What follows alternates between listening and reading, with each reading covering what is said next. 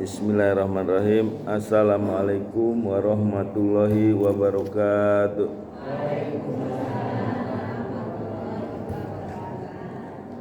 Alhamdulillahillazi anzal ala abdihil kitaba wa lam yaj'al lahu iwaja qayyiman liyunziru ba'san sadidan min ladunhu wa yubashshiral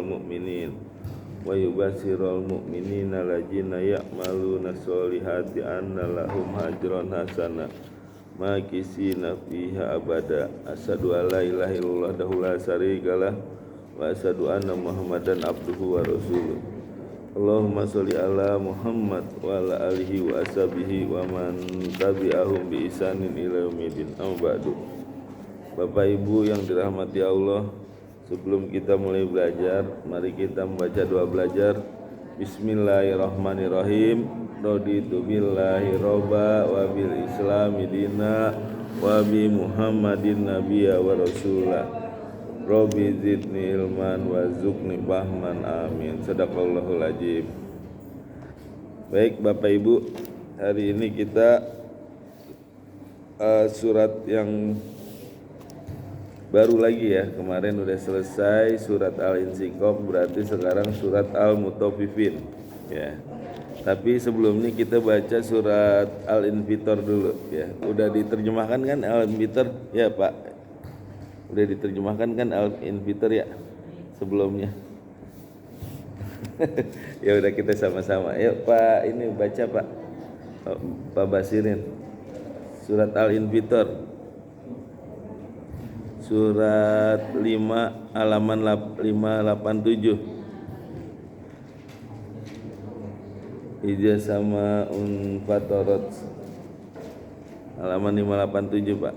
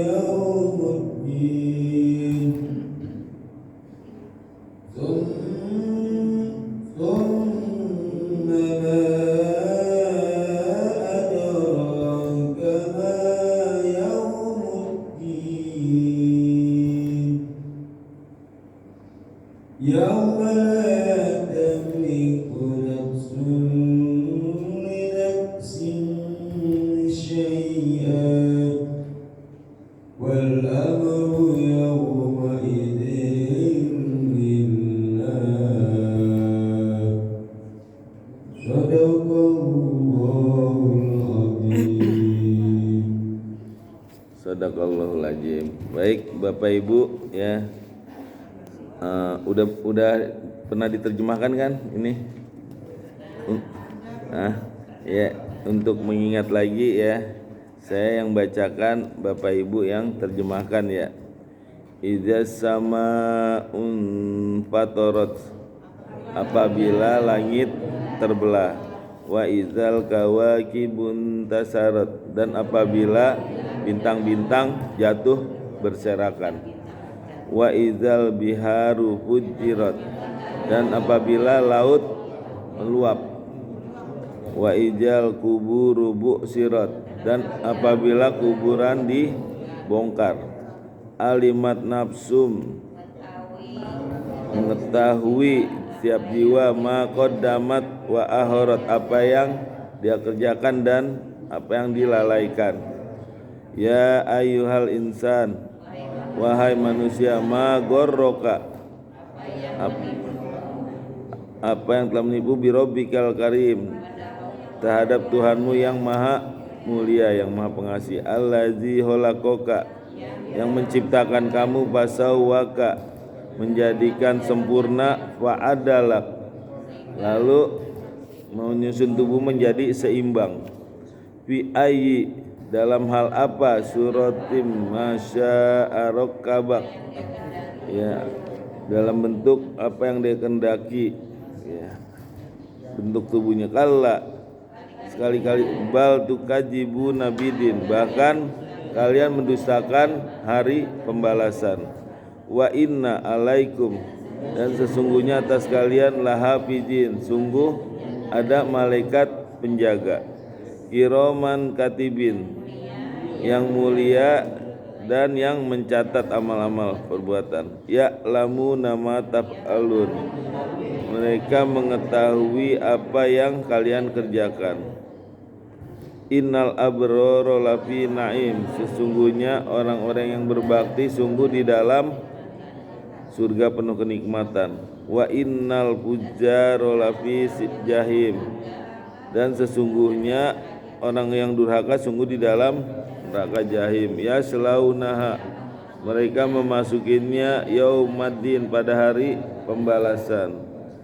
Wa mahum anha bigoibin, dan tidaklah mereka di dalam neraka dapat keluar. Bigoibin, dapat keluar.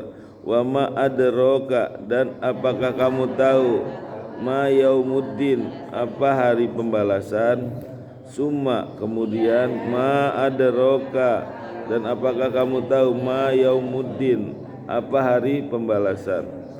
Yauma la tamliku nafsun, pada hari tidak berdaya manusia, li nafsin, terhadap manusia yang lainnya, syai'an, sedikit pun.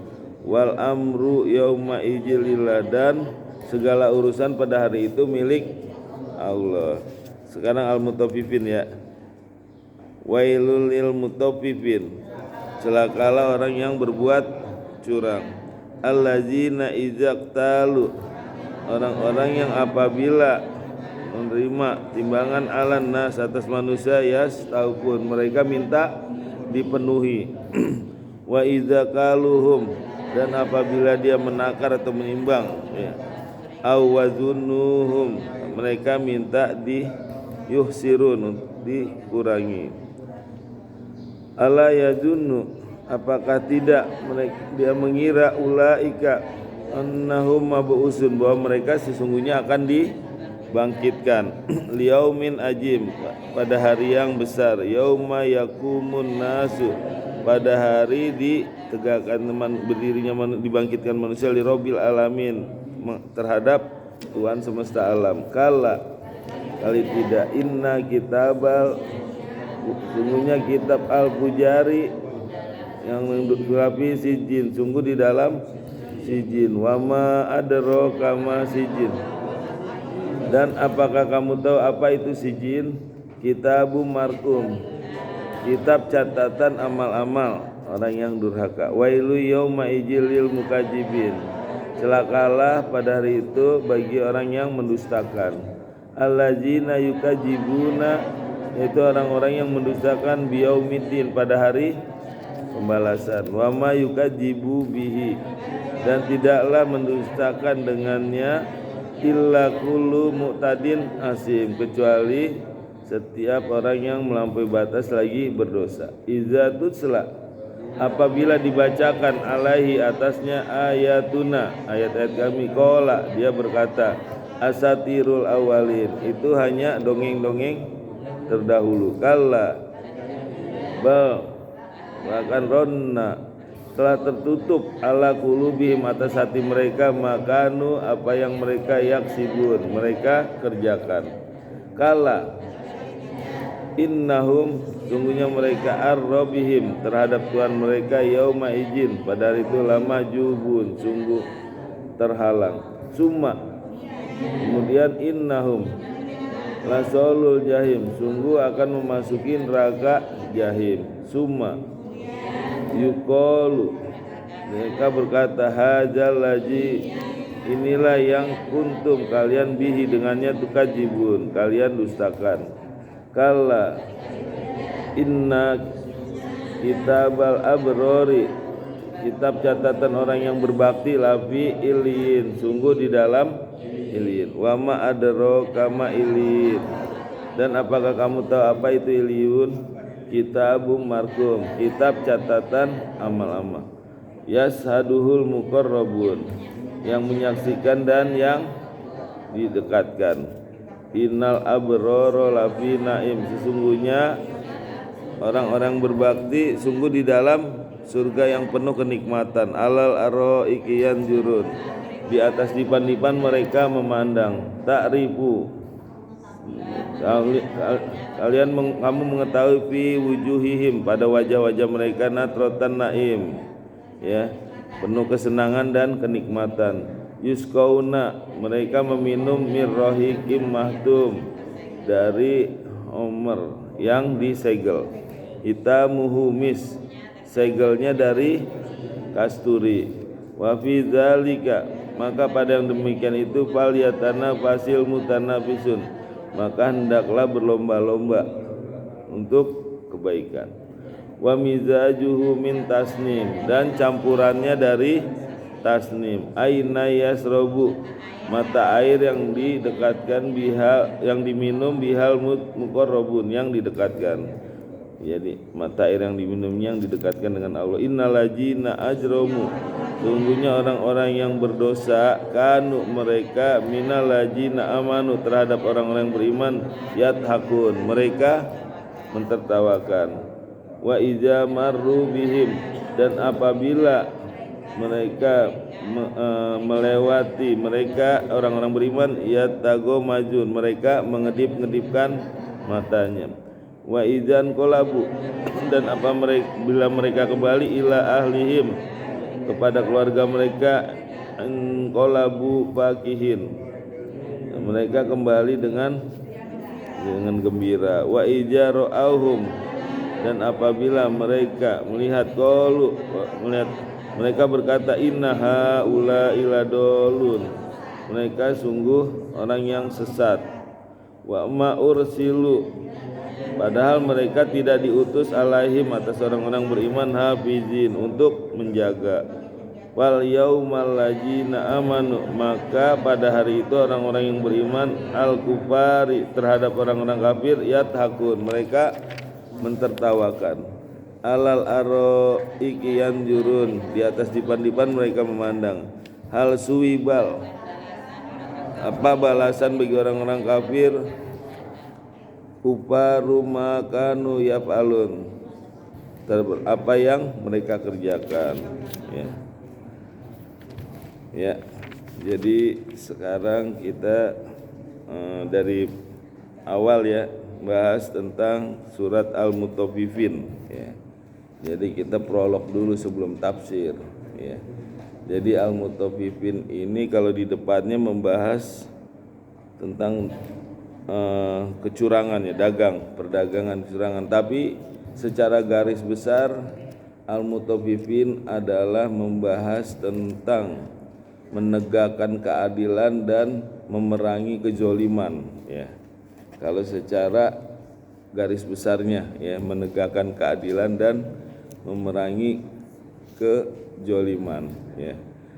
Islam sangat menjunjung tinggi keadilan, bahkan seluruh agama ya itu menjunjung tinggi keadilan. Lalu bedanya apa ya Islam dengan ideologi-ideologi yang lain? Ya, Islam ya itu menjunjung tinggi keadilan lebih sempurna dibanding ideologi yang lain ya. Karena apa? Karena Allah langsung yang menurunkan ya. Kalau ideologi-ideologi yang lain manusia yang menciptakan. Coba kita lihat undang-undang itu banyak gak yang direvisi? Hampir sering dirubah ya. Setiap rapat dirubah, setiap ini undang-undang ya, Undang-Undang Dasar 45 aja masih ada yang dirubah, direvisi, ada tambahan-tambahan, ada tambah. Tapi kalau Al-Quran itu nggak ada yang direvisi. Kalaupun misal ada cetakan baru ya namanya cetakan baru, tapi isinya kontennya nggak ada yang direvisi. Makanya Islam ya itu paling sempurna ya tentang keadilan ya. Karena apa? Karena Allah langsung yang menurunkannya ya. Apa sih makna dari keadilan? Apakah harus sama rasa, sama rata? Ya, kalau sama rasa, sama rata, ntar laki-laki macul, perempuan juga macul, itu namanya nggak keadilan, ya. Atau misalkan perempuan pakai make up, apakah laki-laki juga harus pakai make up? Nah, itu artinya nggak harus sama rata, nggak sama rasa, ya. Laki-laki juga dandan, kayak Rasulullah itu dandan, tapi dandannya beda dengan perempuan, nggak pakai lipstik, nggak pakai bedak. Nah, kalau Rasulullah ini dandannya pakai parfum, terus giginya dibersihin, rambutnya disisir, ganti baju gitu, nggak udah kumuh, udah kumel dipakai aja enggak. Ya itu dandannya Rasulullah seperti itu. Jadi nggak mesti harus sama rata sama rasa, repot nanti kalau disamain ya.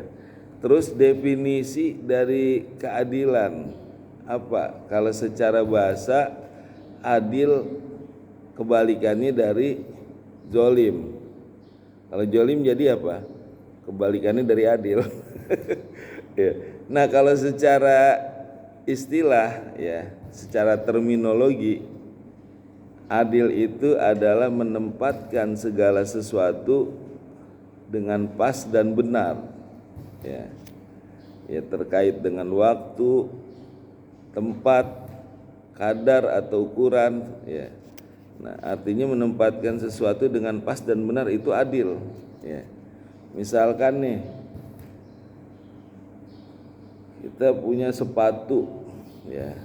Sepatu harganya mahal misalnya puluhan juta ya, itu tetap aja di kaki posisinya, biarpun mahal. Apa pantas ditaruh di kepala, biarpun harganya puluhan juta tetap di kaki, diinjek-injek gitu. Nah itu artinya menempatkan sesuatu pada tempatnya. Atau misalnya kopiah harganya cuma 5.000, murah nih 5.000. Nah, tetap di atas karena dia sebagai kopiah posisinya di kepala, nggak pantas kalau di kaki. Nah itu artinya menempatkan segala sesuatu pada tempatnya dengan pas dan pada tempatnya. Jadi konsep keadilan dalam Islam ini sempurna ya. Tapi kalau nanti kata orang-orang yang di luar Islam ya itu subjektif gitu, sempurnanya di mana gitu ya. Islam ini ya konsepnya sempurna dalam segala bidang ya, bukan hanya terhadap manusia, terhadap makhluk yang lain juga dibahas di dalam Al-Quran ya. Kalau dibahas banyak sekali, tapi kita bahas cukup 2 aja hari ini, yaitu tentang keadilan kepada Allah yang pertama. Yang kedua, keadilan kepada sesama ya. Sesama bukan hanya manusia, juga terhadap makhluk-makhluk yang lainnya. Dan kalau di dalam ideologi yang lain ya, itu biasanya yang dibahas hanya keadilan terhadap sesama, nggak ada yang membahas keadilan terhadap Allah ya, hak asasi manusia katanya ya, padahal hak Allah jauh lebih utama dan lebih penting gitu ya, hak Allah itu jauh lebih penting. Makanya kita juga harus menjunjung tinggi mengutamakan hak Allah. Nah ini kita bahas yang pertama, keadilan terhadap Allah ya, hak Allah ya, keadilan kepada Allah apa aja haknya ya. Jadi keadilan kepada Allah bagaimana mewujudkannya ya. Seorang ya itu ketika dia mempersembahkan ibadahnya ya hanya kepada Allah, maka itu disebut adil. Tapi kalau misalkan dia mempersembahkan ibadahnya ya bukan hanya kepada Allah tapi kepada yang lain meskipun secuil, maka itu disebut tidak adil atau disebut jolim. Tadi kan secara bahasa adil lawannya dari jolim. Maka kalau dia misalkan mempersembahkan ibadahnya kepada selain Allah atau ada yang lain meskipun sedikit atau secuil, maka itu termasuk jolim ya. Misal kita menyembah juga tapi percaya juga sama yang lain, itu jolim ya. Itu namanya keadilan terhadap Allah. Jadi harus semuanya ya, baik itu sholatnya, puasanya, zakatnya, sedekahnya, ikhlasnya, itu harus diperuntukkan untuk Allah, jangan untuk yang lainnya ya. Nah itu namanya keadilan kepada Allah ya. Nah ini ada di dalam surat Luqman, surat 31 ya, ayat 13 ya. Ini Luqmanul Hakim ya, beliau berpesan kepada anaknya nih.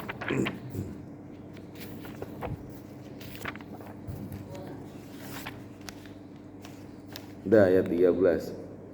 Wa idqala, dan ketika berkata, yang berkata siapa? Luqmanul Hakim ya, Luqman li ibni, kepada anaknya, wa huwa ya'iduhu, dia mengajarkan kepada anaknya, ya bunaya, wahai anakku.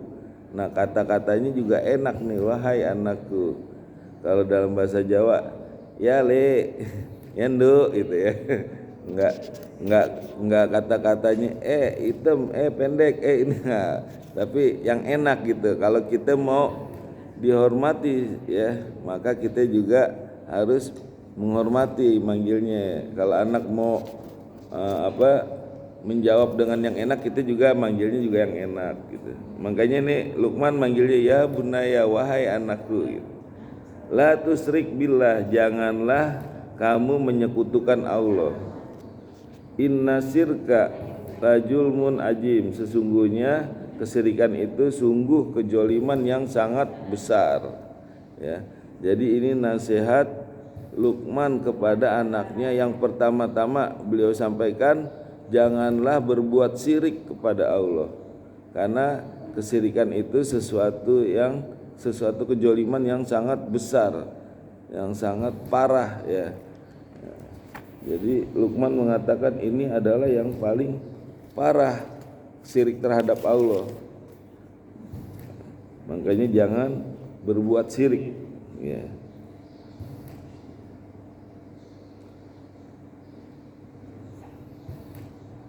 Ya. Jadi kenapa orang yang berbuat syirik disebut zolim ya? Kan cuman syirik doang kok disebut zolim gitu, menganiaya ya. Sekarang misalkan gini, orang baik disamakan dengan orang jahat, kira-kira adil gak? Nggak adil. Nah kalau tadi nggak adil lawannya zolim, maka orang baik disamakan dengan orang jahat berarti zolim Misalkan Nabi Musa disamakan dengan Fir'aun, berarti zolim. Rasulullah disamakan dengan Abu Lahab dan Abu Jahal, zolim nggak? Zolim. Apalagi itu manusia sama manusia ya disamakan, itu udah zolim. Apalagi ini holik dengan makhluknya ya, yang menciptakan dengan yang diciptakan. Nah, itu jelas zolim, menyamakan yang maha kuasa dengan yang tidak berdaya gitu, menyamakan Allah yang maha sempurna dengan yang banyak kekurangannya, itu zolim. Menyamakan Allah yang maha memberi dengan yang tidak memberi apa-apa ya, misalkan berhala nggak bisa beri apa-apa, nah itu disamakan zolim itu ya. Allah maha sempurna, Allah menciptakan, disamakan dengan yang diciptakan, nah itu zolim termasuknya ya. Misalkan jimat gitu ya, udah ngasih apa deh punya jimat nih, pengasihan. Allah itu maha pemberi, maha pengasih, kalau disamakan dengan jimat, dengan dukun, nah itu namanya zolim ya. Itu kenapa disebut zolim ya. Jadi kayak seperti ruku, sujud ya, itu hanya kepada Allah. Kalau ruku dan sujud kepada selain Allah itu maka zolim. Doa juga gitu, doa kita hanya kepada Allah. Kalau kita doa kepada selain Allah ya, ya misalkan doa di kuburan boleh gak? Nah itu zolim berarti ya. Jadi kalau mendoakan boleh, tapi kalau doa di situ terus minta lagi melalui ini. Nah itu kan orang-orang Quraisy itu awalnya gitu, dia minta melalui berhala ya. Jadi biar cepat katanya, ini orang-orang yang dulu dihormati, dibuat patung tuh orang yang dihormati ya. Nah itu nggak boleh sama orang mati. Nah di sini juga masih ada nih yang ziarah ya ke wali-wali lalu minta sama kuburannya biar cepet. Justru kita mendoakan orang-orang yang mati, bukan malah kita minta biar cepet ke sana. Nah itu namanya zolim ya, kalau kita berdoa kepada selain Allah itu tidak. Kenapa? Kalau kita pengen tahu aja, tapi jangan sampai kita minta sama kuburan ya. Untuk kita mendoakan kalau bisa. Iya. Ziarah nih ceritanya nih. Jadi nggak kuper ya, nggak kurang pergaulan nih. Oh tahu itu di mana makam Sunan Gunung Jati itu paling parah itu ya. Nah, kalau di makam yang di Surabaya itu enak gitu kan gitu. Jadi tahu ya. Sunan Ampel lah itu ya paling enak ya situ ya. Terus sekarang keadilan terhadap sesama. Tadi kan keadilan terhadap Allah, yaitu jangan berbuat syirik ya. Nah, sekarang keadilan terhadap sesama ya.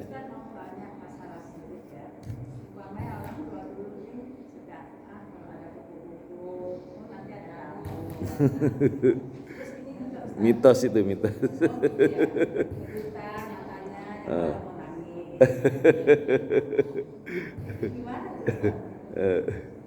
Ya itu mitos sebenarnya. Sekarang gitu Ustaz, kalau ada kan nyimpan uang, terus bilang kita ada tuyul gitu. Gimana? Ada tuyul jangan lupa ini ditanya. Benar-benar ada tuyul kan?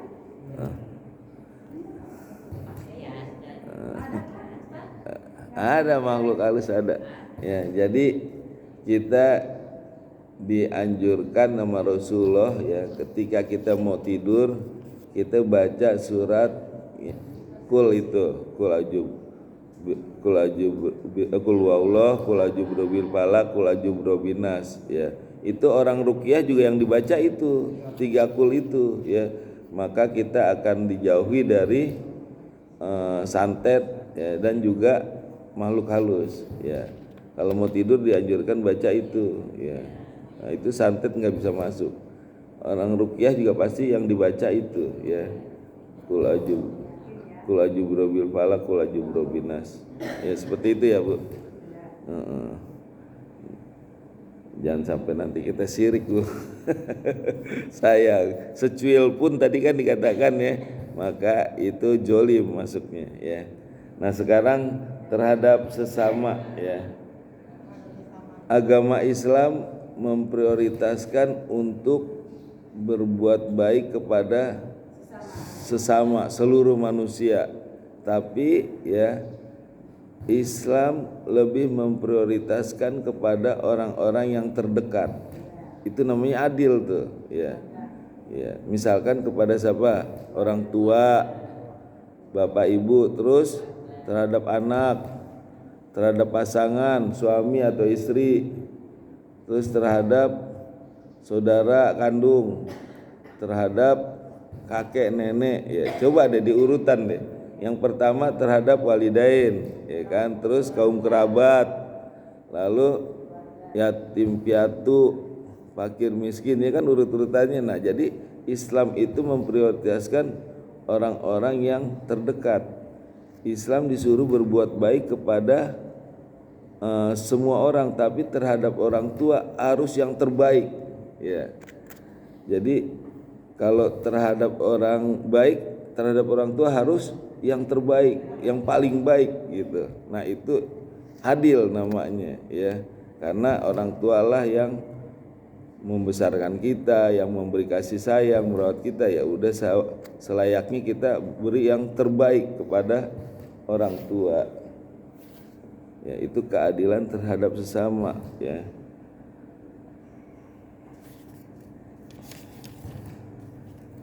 Bahkan ada sahabat yang bertanya kepada Rasulullah, ya Rasul, seandainya aku harus bersikap baik kepada sesama manusia, ya, siapakah yang harus aku sikapi dengan yang terbaik? Kata Rasulullah apa? Ibumu. Lalu siapa Rasulullah? Ibumu. Lalu siapa Rasulullah? Ibumu. Lalu siapa? Bapakmu. Jadi ibumu baru ayahmu, ya. Artinya utamakan dulu orang tua, ya.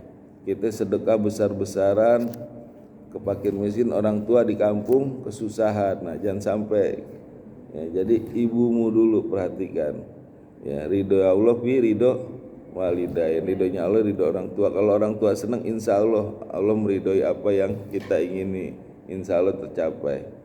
Nah itu keadilan terhadap orang terdekat, pertama kepada orang tua, yang kedua terhadap anak, ya. Jadi pengen nggak bapak ibu anaknya berbakti? Pengen. Kalau pengen berbakti, maka orang tua juga harus berbakti kepada anak. Apakah anak doang yang nakal? Orang tua juga ada nakal. Ya, jadi kalau kita pengen dihormati sama anak, ya kita juga harus menghormati anak. Kalau kita mau dihargai sama anak, maka kita juga harus menghargai anak, ya. Sekarang kita pengen anak ketika dipanggil langsung nyamperin, ya. Sekarang kalau kita dipanggil anak, kira-kira kita perhatiin nggak? Apakah kita lebih berat ke HP-nya gitu? Apain sih ini anak nanya-nanya orang tanggung gitu, padahal lagi main HP.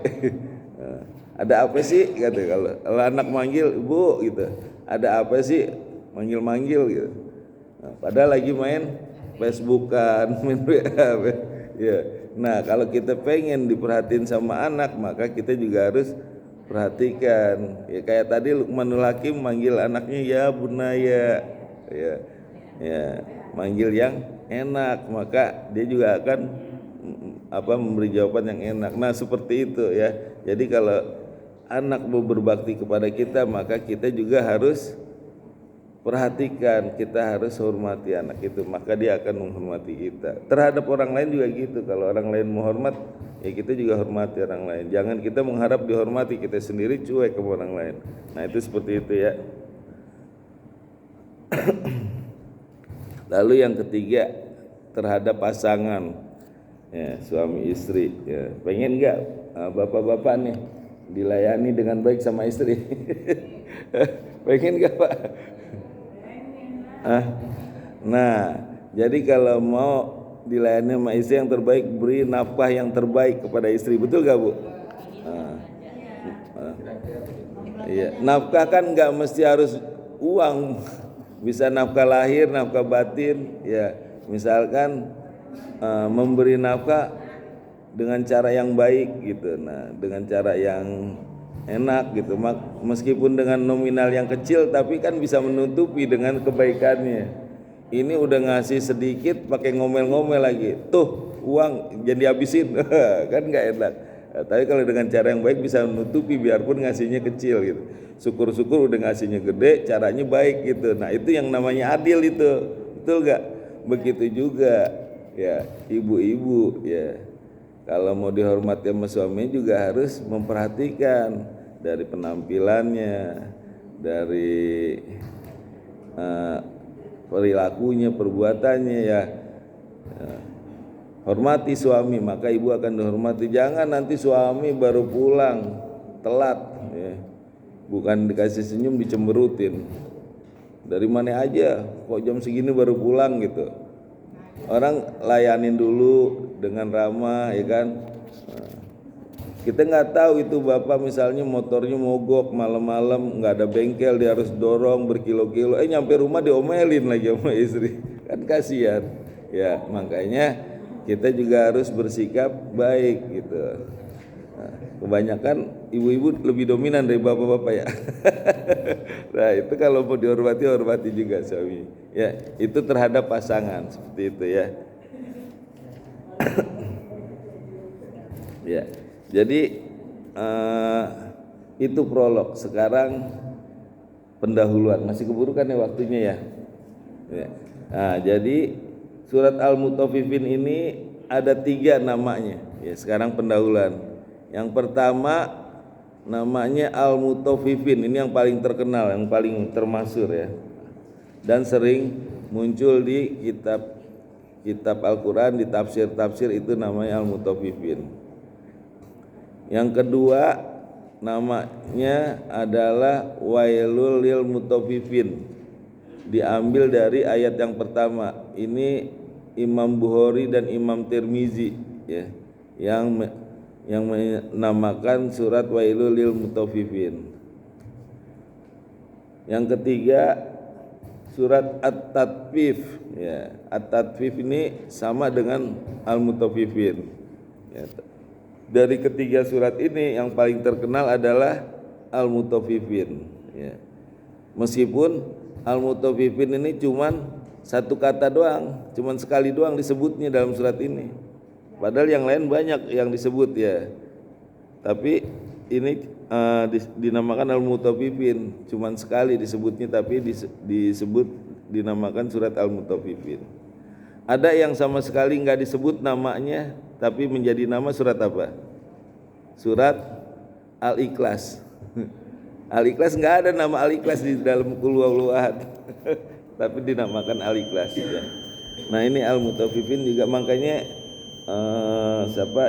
ada imam di dalam kitab Al-Faraid ya, menulis surat-surat yang cuma satu kata. Itu salah satunya Al-Mutaffifin ya. Ya, lalu asbabun nuzulnya, sebab-sebab turunnya Al-Mutaffifin ya. Jadi untuk mengetahui asbabun nuzul, kita juga harus mengetahui ini tentang bangsa-bangsa Arab jahiliyah ya. Jadi orang-orang Arab jahiliyah dulu benar-benar rusak, baik akidahnya, akhlaknya, perilakunya itu benar-benar rusak ya. Yang pertama nih akidahnya dia rusak ya. Coba lihat di Mekah itu ada berapa berhala? 360 berhala ya, benar-benar parah ini, rusak. Belum di kampung-kampungnya juga masih ada berhala. Terus di rumah masing-masing juga ada berhala. Begitu banyaknya berhala-berhala ya di situ. Makanya akidahnya rusak gitu. Terus yang kedua, akhlaknya ya. Akhlaknya orang-orang Arab jahiliyah itu benar-benar udah parah. Itu sehari-harinya apa? Minum homer. Kalau belum minum kayaknya belum lengkap gitu. Ibaratnya kalau orang Indonesia kalau belum makan nasi belum pas gitu ya. Biarpun udah makan singkong, udah makan jagung, udah makan bawang, kalau belum makan nasi belum lengkap gitu, belum sempurna. Nah, itu orang-orang Arab kalau belum minum homer belum lengkap gitu. Tiap hari dia minum homer. Makanya Allah ya ketika memerintahkan untuk mengharamkan homer itu sampai 3 kali fase itu ya. Nggak langsung berhenti gitu. Jadi pertama disuruh kurangi, kedua terus waktu-waktunya. Makanya waktunya cuma minum di waktu subuh sama isya karena nggak deket sholat gitu. Terus yang ketiga baru diharamkan. Setelah turun surat yang mengharamkan ya, Rasulullah mengumumkan langsung semua pada berhenti itu minum. Bahkan yang udah di tenggorokan dimuntahin lagi itu. Enggak bilang tanggunglah ini minuman yang terakhir, enggak. Karena apa? Karena akidahnya udah dibangun, udah digarap oleh Rasulullah. Makanya begitu Rasulullah mengumumkan, maka langsung itu berhenti. Itu kota Madinah banjir dengan minuman homer ya. Karena orang-orang sana dulu sahabat-sahabat juga minum dulu ya. Itu minumnya bukan botol, gentong. Banyak dia nyetok air homer, minuman homer gitu ya. Nah itu begitu diumumkan langsung di stop semuanya. Benar-benar dia taat itu ya, cepet langsung karena Rasulullah udah menggarap akidah. Nah ini juga nih kalau misalkan anak nih bandel banget, semua nggak nurut, semua segala macam, nggak mau sholat, nggak mau, akidahnya dulu diutamakan, dibersihin. Nanti insya Allah begitu akidahnya udah bagus, yang lain ikut nurut. Rasulullah kan gitu, digarap dulu akidahnya ya. Bukan hanya itu aja ya, bukan hanya minum aja, di sana juga judi juga parah. Terus ngerampok. Kalau ada pedagang-pedagang yang lewat itu dirampok sama dia. Iya, nah itu udah parah. Nah terus yang lebih parah lagi dalam bisnisnya ya. Nah itu kan orang-orang Mekah kebanyakan kerjanya bisnis dagang ya, sampai dimasukkan ke dalam satu surat namanya Al-Quraisy. Li'ilafi Quraisy, kebiasaan orang-orang Quraisy, ilafihim rihlata sita iwasoib, yaitu berjalan di waktu panas dan waktu mendingin. Ngapain? Dagang dia. Waktu panas dia ke Syam, waktu ini ya kan. Itu untuk apa? Untuk dagang. Nah itu kebiasaan orang-orang Arab ya di Mekah itu dagang. Nah ini orang-orang bangsawan ya, ketika dia melihat ada orang-orang desa, orang gunung, orang kampung, wah ini orang polos nih, lugu nih. Nah dikerjain tuh, kalau beli gitu ya, timbangannya diiniin, dikurangin, pokoknya diakal-akalin lah. Wah ini wajahnya wajah kampung nih, orang baru nih gitu. Kita juga suka kadang ya kalau di luar gitu. Wah ini bahasanya bahasa Jakarta nih. Diketok nih harganya. Makanya saya kalau beli apa-apa nanya dulu tuh, berapa harganya gitu. Ntar begitu diketok, bakso berapa, 100.000. Bingung. Pernah gak Bu diketok Bu? Ya udah, makanya nanya dulu deh. Ya, nah itu orang-orang Arab jahiliyah gitu tuh ya. Nah, dia lihat nih orang baru nih, dikasih harga ini. Jadi zaman dulu udah begitu tuh ya. Nah begitu turun surat Al-Mutaffifin ya, Rasulullah langsung mengumumkan ke pasar-pasar. Nah itu cepet langsung ya diperbaiki ya, baik secara timbangannya, kejujurannya semua diperbaiki. Makanya di Mekah akhirnya bisa maju itu. Setelah turun Al-Mutaffifin semua diperbaiki semua ya. Karena akidahnya udah digarap gitu.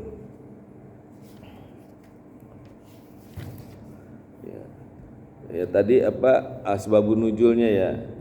Terus apa lagi nih? Keutamaannya ya. Keutamaan dari surat Al-Mutaffifin. Surat Al-Mutaffifin ini nomor urut turunnya nomor 86. Kalau di Al-Qur'an kan nomor 83, tapi turunnya Al-Mutaffifin urutan ke 86. Jadi sebelum surat Al-Baqarah dan setelah surat Al-Ankabut.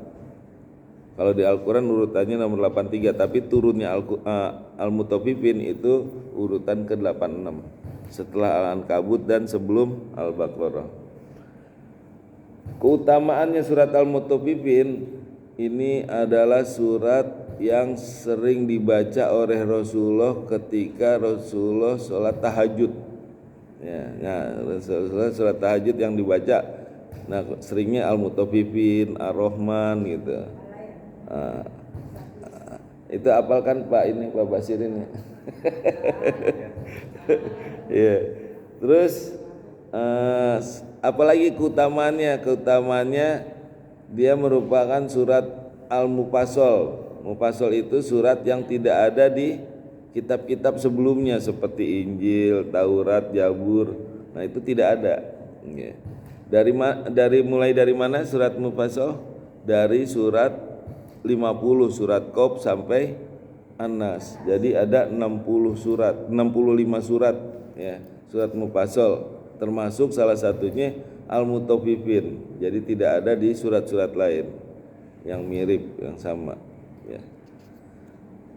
Terus ada juga dalam hadis Rasulullah mengatakan bahwa barang siapa yang membaca surat Al-Mutaffifin maka akan diberi homer di surga. Namanya di surga pasti masuk surga ya, biarpun dikasih homer ya, akan diberi banyak homer di surga. Tapi sayangnya hadis ini palsu. Maudhu. Ya. Nah, ini surat ini termasuk ada yang mengatakan ini surat Makkiyah, ada yang Madaniyah, ada yang kedua-duanya antara Mekah dan Madinah. Yang mengatakan Makkiyah itu ketika surat ini turun Rasulullah sedang hijrah menuju ke Madinah, perbatasan akhir dari Mekah.